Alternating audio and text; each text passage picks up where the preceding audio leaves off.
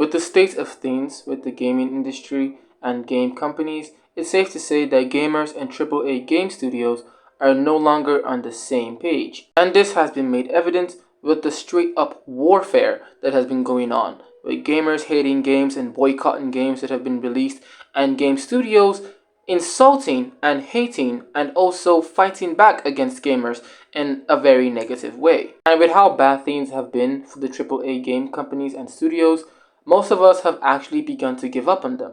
But it seems that within these AAA game companies and studios, there are people who are still on our side, one of them being Laura Frya, and another of them being the lead developer for the Knight's Path, the tournament.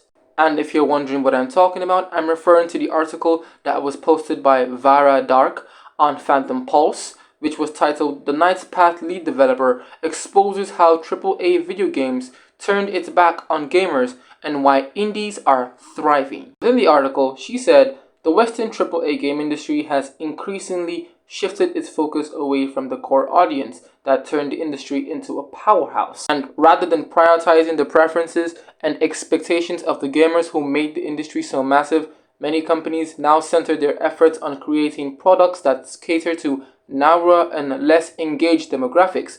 This shift has led to a noticeable disconnect between large publishers and their traditional fan base." And what she's saying here is simply referring to the fact that AAA companies and studios have turned their backs to the gamers, the very people that made them into what they are. And instead of pushing out games that we asked for, they're instead pushing out games for people that do not support them and are simply trying to push their own interest and propaganda, referring to the woke affliction. Who continues saying, "This unfortunate trend, however, has paved the way for independent developers to flourish.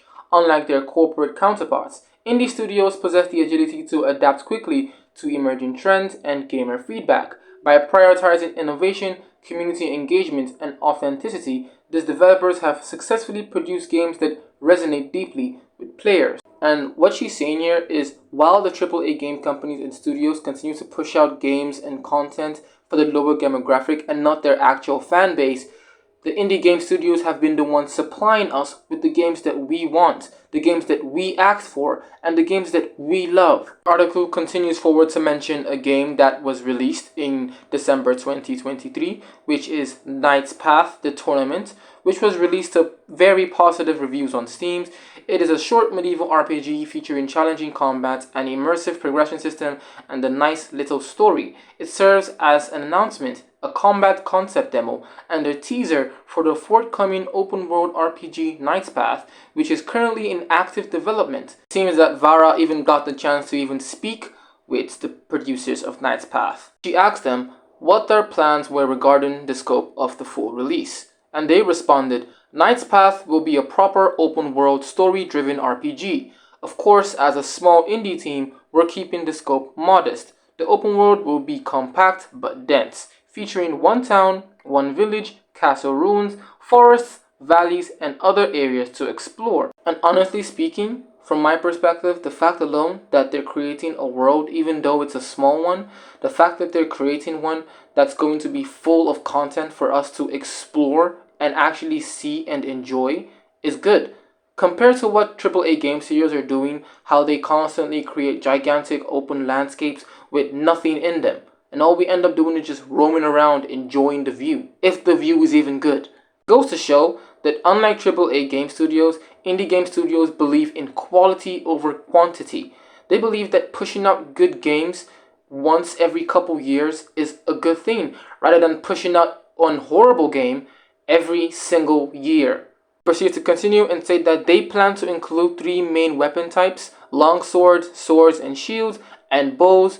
They will feature a full progression system seen in the demo, with skill levels such as novice, adept, expert, master. Players will need to learn individual skills from different trainers to progress. In addition, we're introducing secondary weapons like spears, halberds, and pole arms.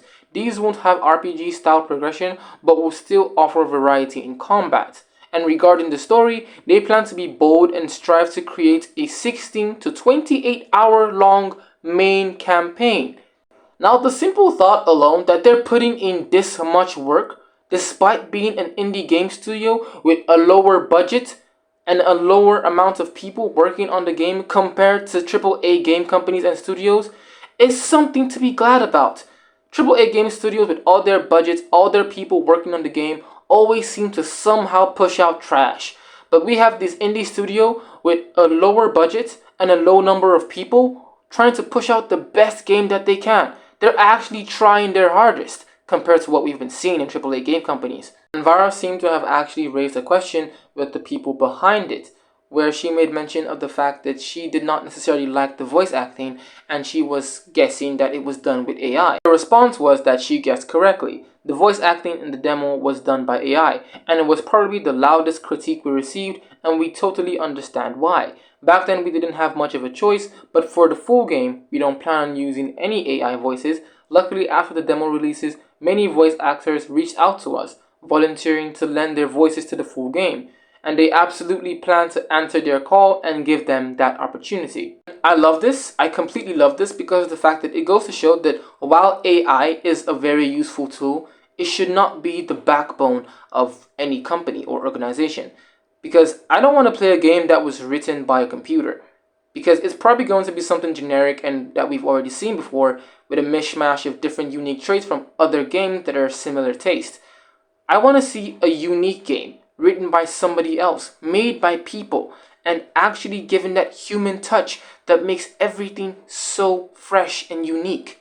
Unfortunately, I myself have not played the demo, but after reading this article, I'm going to help on my Steam page and play that game's demo. And I'm going to follow up with the game because I can already tell from this article alone that there is so much potential and so much promise that their team has to offer. What do you guys think about this? Do you think that indie game studios are going to overthrow AAA game studios?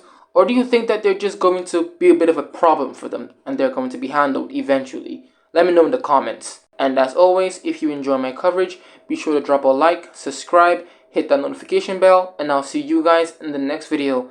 This is the Minecraft Villager, signing off.